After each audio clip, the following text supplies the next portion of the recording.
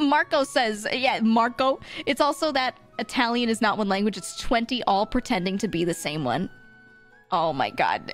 Tell me about it. Tell me about it. This is why Italian sign language, hand signing, is like a real part of the language. Now, obviously, modern Italian people can understand each other for the most part. For the most part. But if you're very northern Italian, and then you go to Sicily, they will have a lot of words where you're like, I don't know.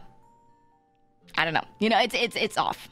And each region of Italy used to be so separate in how they spoke that it's still very different, but they used to be so different in how they communicated that people would use their hands a lot.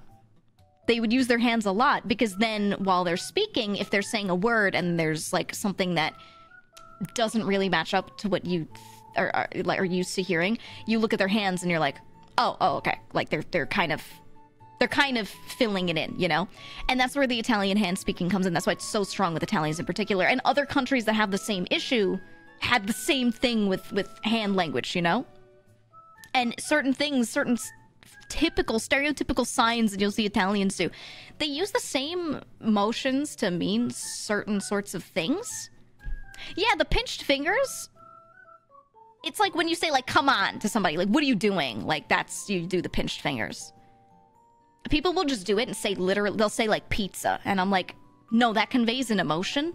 You're like pleading with someone, like, please, like, make this make sense. What the fuck are you saying? You know, like that's how I've always used it.